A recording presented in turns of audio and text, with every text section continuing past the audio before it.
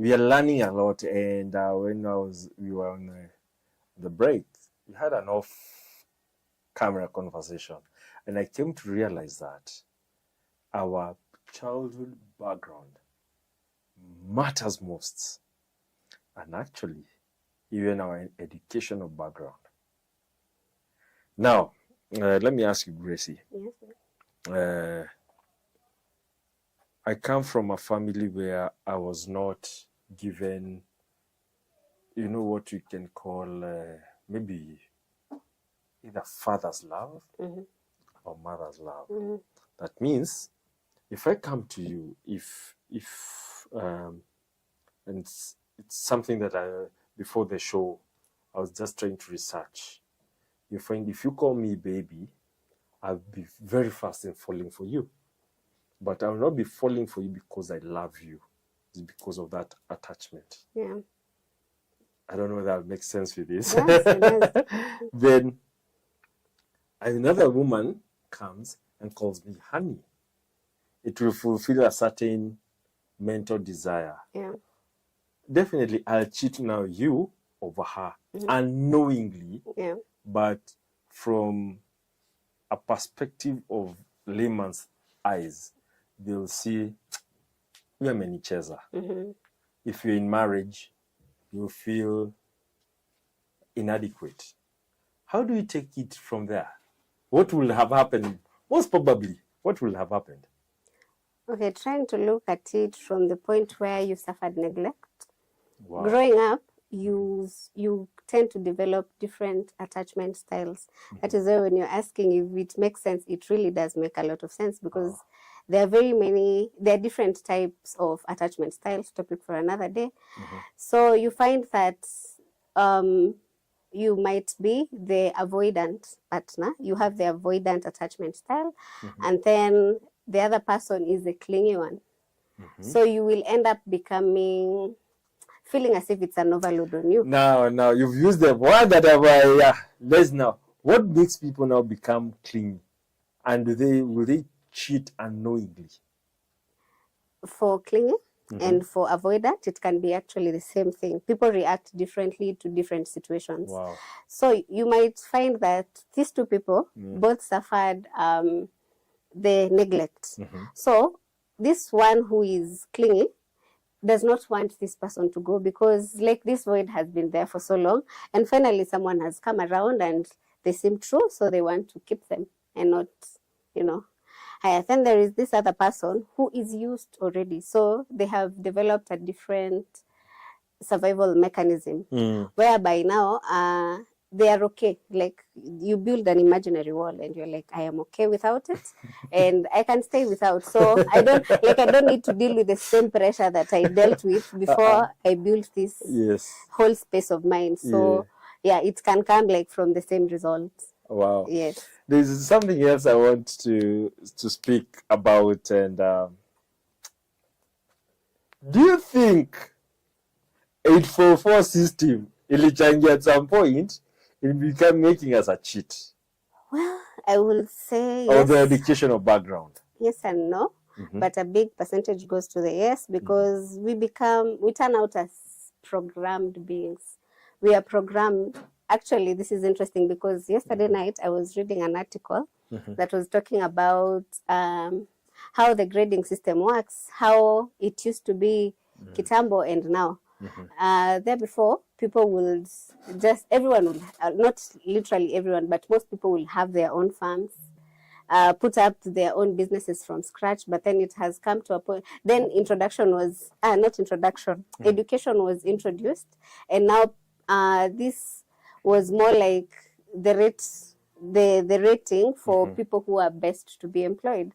That is why this fight between watu wa A and watu wa D na wanaandika watu wa A will never end, because people feel they are more successful when they don't pass in books. Okay. And there is always that conflict. It has been there. I don't know if it will end anytime soon. It has been a street philosophy. We have to tussle about it. Okay. So it has also led to that, because you're told the only way to success is when you read your books and you pass, and like this is the only channel. So everyone will do anything to squeeze themselves in that channel so that at least they get there. Who doesn't want to be successful? I mean, everyone does. That's it. It has also, in some way, it has actually contributed to that, because the end goal is the success. I want to finish. I want to go to the university. I want to do this and that. But now at the end of the day, that's why you tend to find people with post-campus depression, because you're out, you are told this is the channel, but it's not working. And actually, you find there's something you've said that it's really caught my thinking, that we become a programmed society. Today, I can wake up, I cheat you, or maybe I borrowed you 1,000, and I'm like, it's okay. Do nothing. You get? Tomorrow, I'm there calling you, hi Gracie, how are you? As if nothing happened. Okay, before we go to the remedy, there is something you had mentioned about it for and us not having jobs. So the idea came, and I was like, it's not just me borrowing you 500 shillings and not returning. Even in job institutions, people steal labor. That is how I can define it.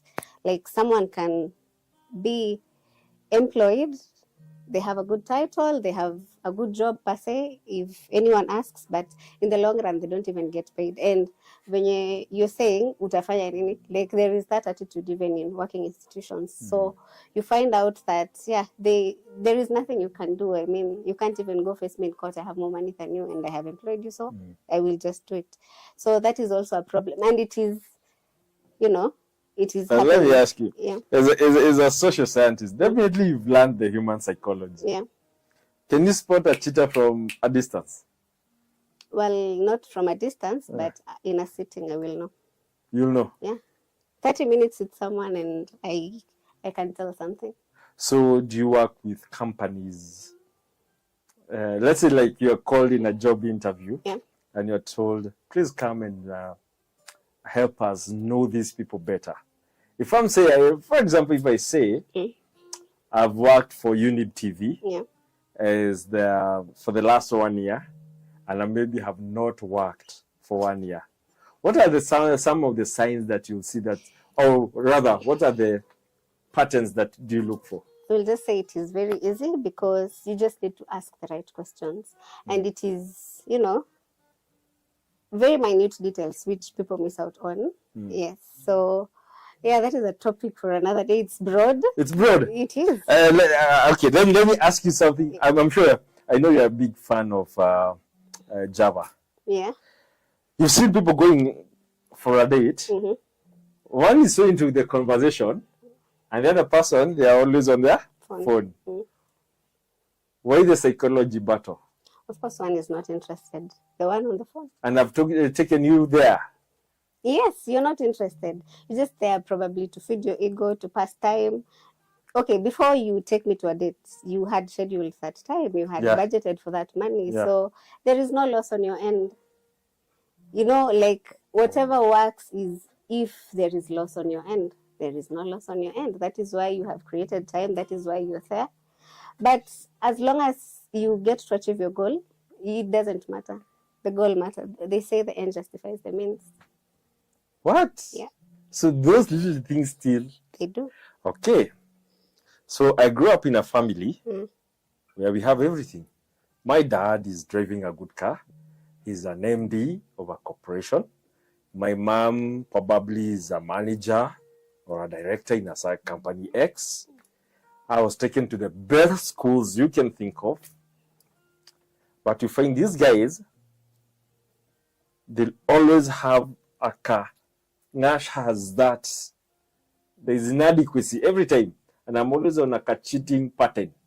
Well, okay, from the positions you have described, I first sensed neglect, because for you to climb up the social ladder, the corporate ladder, that means you focus on what you want to work. So that means you have more time spent at work than at home. So you don't get in touch with your child, like, on a one-on-one. So you really might be having a child, but you don't know your child.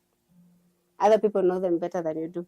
So the fact that you're not there, someone else comes in, fills that gap for you, and provides solutions that most definitely are misleading in most cases. Now, let me ask you from your perspective, how do you come in now as a professional to help people like us? Okay, first things first, I will say to the child, okay, before we go to how I come to it, the process is you have to unlearn. You talked about learning and unlearning. Yeah. So yeah, you have to unlearn, which is actually more crucial. There is what we have learned over the years. For however years you've lived, all those years, there is something new, at least one per year. So you have to unlearn it and then relearn something new, something that is more constructive. And now how I come through is I first of all have a sit down, just listen to that person, listen to them. You will get to know where the void is. If it's overly protectiveness, because even that one counts. If it's neglect, if it's lack of how is it called? Lack of agency. That one I learned from lack of agency. That's one I learned from a very nice friend of mine called Mboro Njoroge. Wherever you are, thank you for the lesson. Yeah. So lack of agency is where you cannot do something on your own. Like you're used to this other person being there. So when they are not here, there is nothing you can do for yourself. So yeah, it can be all that. Wow. And now after the session with the child, I'll then go sit with the parents, because parents will think, especially for that case that you have described, as you have mentioned, you have said, I've had a perfect childhood, gone to the best schools, lived the best life, like that person hasn't lacked. So even to the parents, they're like, we have toiled this hard to provide for our kids, so they should not complain, but whatever you're providing is not as adequate, because most of the time you're providing material things, and people really need that direct connection. Do you think we've messed our... So we came from, let's call them our parents, 70s. Yeah. Then let's combine 70s, 60s, 50s together. Yeah. Then 80s came in. In our father's time, there were a lot of music, a lot of poetry. Good music was written there, and a lot of that. Then there is a lot of, come to 80s. The world went bonkers. Anything and everything became relative. Yeah. Me abusing my father is okay. Me abusing my mother is okay. And all this kind of a thing. Then come to millennials, where you do not know whether these people are cheating or not, where lie and truth and cheating actually simas, like it's the same thing. Then come to us who are born in 80s, we are like, whoa, we spent big time doing, having a lot of all these rebels in the jungle. Do you think our children, from your sitting, where do you see the future generation? Well, first of all, what you've described, people responding with bitter words, first of all, that is a reaction. Now, they say, the Swahili says, mti mkunje angali mbichi. If you let it grow, okay, you know, there is how you approach it. You can take the child, beat them up, you know, and that might not solve the problem. If you don't sit down with them and listen, and if you can't listen, just find someone who can listen. Because sometimes we listen from a point of prejudice. You're like, this child has everything. What else? It's just a kichwangumu person. But in real sense, they just need someone to sit them down, yeah? So our future generation can do better. But, okay, it is, for me, that response is more of trying to stand up for yourself. So it also depends on how you try to look at it. Wow. Yeah.